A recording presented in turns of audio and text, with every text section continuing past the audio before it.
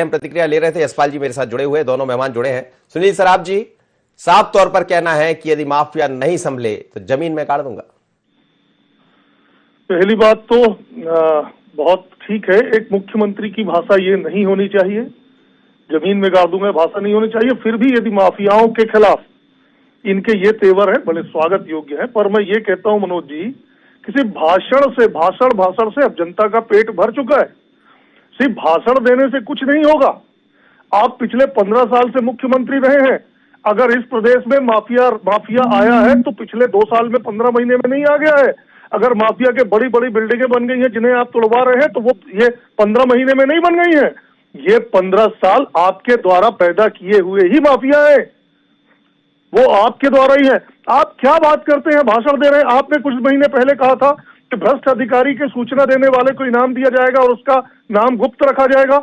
इन 6 महीनों में क्या एक भी भ्रष्ट अधिकारी मध्य प्रदेश में नहीं है? एक भी खबर आई क्या कि एक भी भ्रष्ट अधिकारी के ऊपर आपने कार्रवाई की हो? सिर्फ माइक लेकर के अच्छा भाषण दे देना, ये भारतीय जनता पार्टी और शिवराज सिंह जी के इस नाम से ये मशहूर है। कहीं कुछ नहीं होने वाला है। आयुष्मान कार्ड, संबल योजना फिर से शुरू की जा रही। संबल योजना बंद ही कब की गई थी? सिर्फ उसका नाम चेंज किया गया था। आयुष्मान कार्ड की बात हो रही है। ऐसे ये कह रहे हैं कि पूरे प्रदेश में ये कैंप लगा के आयुष्मान कार्ड बनाएंगे। ऐसी विसंगतियां हैं, पहले उन्हें दूर करिए शिवराज जी कि एक परिवार के 5 लोगों का नाम आयुष्मान की लिस्ट में है जिनके कार्ड बन रहे हैं और मुखिया का नाम नहीं है उसमें। पहले अपनी उस सूची को दुरुस्त करिए, तब जाके योजनाओं का सही लाभ। उन्होंने कहा है कि अब मामा फार्म में है पूरी तरह। मामा फार्म में है कहां? माइक में और मंच में। मामा जमीन पे फार्म पे आइए, मेरा आग्रह है। बहुत अच्छी बात है अगर आप फार्म पे है, पर जमीन में फार्म पे आइए। आप माइक में भाषण देके फिर अपना हेलीकॉप्टर में बैठ के चले गए, इससे कुछ नहीं होने वाला। जनता का भाषण सुन के जनता पक चुकी है। आप जमीन पे यही पक भी गई, उसके बाद आप कह रहे हैं कि पक गई, और जनता ने तो माना है। जब तो फिर वापस कर दिया उनको। आपको बिठाना था 18 में, फिर वापस बिठा दिया लाकर, और जनता ने दिखा भी दिया। इसीलिए तो उपचुनाव हुए थे। आप भी जानते हैं उपचुनाव हुए। उपचुनाव में कैसा हुआ? क्या ये स्वस्थ चुनाव हुआ? उपचुनाव के जो रिजल्ट आए, ये क्या स्वस्थ प्रजातांत्रिक प्रणाली से चुनाव हुआ? ये कैसे चुनाव हुआ? ये सबने देखा है, आपने देखा, हमने देखा, सबने देखा है कि ये वोट कैसे आए हैं। और ठीक है, आप बैठ गए हैं, आप भाषण दीजिए, लेकिन कुछ नहीं है, ये सिर्फ और सिर्फ भाषण है।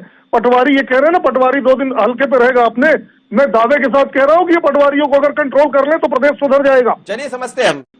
यशपाल जी, आप अपनी बात पूरी कीजिएगा। मनोज जी, मेरा कहना था कि आदरणीय मुख्यमंत्री श्री शिवराज सिंह चौहान जिस प्रकार से एक उस भूमिका में, उस जिम्मेदारी में, जहां कोरोना काल के दौरान भी जहां कांग्रेस ने इतने आरोप लगाए कि खरीद लिए गए, बिकाऊ है, ये वो, और उसके बाद भी 19 जिलों में 28 सीटों के चुनाव में भारतीय जनता पार्टी को जिस प्रकार से एक निर्णय हुआ है, भारतीय जनता पार्टी के पक्ष में जो जनादेश मिला है, तो उसको लेकर के माननीय मुख्यमंत्री जी का निश्चित से जो एक भावनात्मक जो एक जिम्मेदारी होती है, जो उनका उनको लगता होगा या उनको लगा होगा कि प्रशासनिक स्थिति में टाइटनेस जरूरी है, जीरो टॉलरेंस पे काम किया जाए। और देखिए मनोज जी, ये शिवराज सिंह जी चौहान का ही कालखंड तब भी था और आज भी है, जब उन्होंने अगर हम देखें तो जो सीमांकन के वाले मामले, आपका हमारा जो लोक सेवा गारंटी जो अधिनियम आया है, जो मुख्यमंत्री हेल्पलाइन जो शुरू करी थी, ये सब उसी परिधि में आते हैं कि भाई आखिर जनता आपको प्रस्तुत कर रहे हैं। जी। चलिए, सुनील सराफ मेरे साथ जुड़े। सुनील जी, क्या मछली की तरह तड़प है आपके अंदर जो कुछ भी अच्छा नहीं दिख रहा है? हमें कोई तड़प नहीं है मनोज जी, लेकिन बड़े दुख के साथ कह रहा हूं, मैं पटेरिया साहब से भी कहना चाहता हूं और आदरणीय सिसोदिया जी से भी, बड़े तूफानी करने का मन है शिवराज जी को। आज का ही दैनिक भास्कर उठा के देख लीजिए, मैं शहडोल संभाग से आता हूं। जो पिछले महीने 24 घंटे के अंदर 6 बच्चों की मौत हुई। जिस जीरो टॉलरेंस की बात कर रहे हैं ना, आपके चैनल में दिखा रहा है शिवराज का जीरो टॉलरेंस जी। 6 बच्चों की मौत हुई 24 घंटे के अंदर। कोई नहीं गया, कुछ नहीं हुआ। 10 दिन के 1 हफ्ते के अंदर 12 बच्चों की मौत हो गई। अभी तक 27 दिन में 3 मासूमों की मौत हो चुकी है। शहडोल से सारे डॉक्टर छुट्टी पे चले गए हैं, रिजाइन कर दिए हैं, कोई डॉक्टर नहीं है वहां, और रोज 2-4 बच्चों की मौत हो रही है। बड़े हीरो बन रहे हैं, बड़े नायक फिल्म का अनिल कपूर बनने का शौक है, उन बच्चों की मौत को जाके रोके। ये भाषण देने से नायक नहीं बन जाता है कोई पटेरिया जी। कोई तूफानी है इसको करना नहीं कहलाता है। जाइए आप जाकर के बच्चों की मौत करोगे, आपके जिला अस्पताल की दुर्दशा देखिए।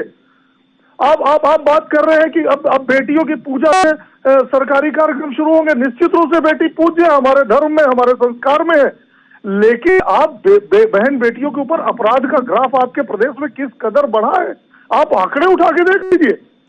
आप आंकड़े उठा के देख लीजिए, आज का अखबार कह रहा है।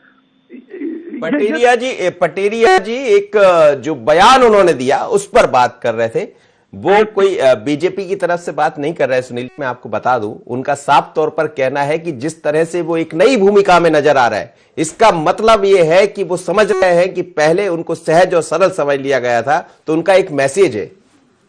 नहीं, मैं ठीक है, मैं कह रहा हूं ना, आप जीरो टॉलरेंस की बात करें, भाषण में आप बहुत बड़ी बात करें, माफिया को गड़ा देंगे। अरे माफिया को आपने पैदा क्यों होने दिया? इन्हीं 15 साल में तो आपके माफिया पैदा हुए, अब आप उन्हें गड़ा दे रहे हैं, सिर्फ दे रहे हैं। कोई माफिया राज खत्म हो रहा है क्या? कहां पे माफिया राज खत्म हो रहा है? भोपाल के बगल में नर्मदा नदी से कल आपका चैनल ही दिखा रहा था कि जहां मशीनें लगनी वैन है, वहां पर कितना रेता निकल गया।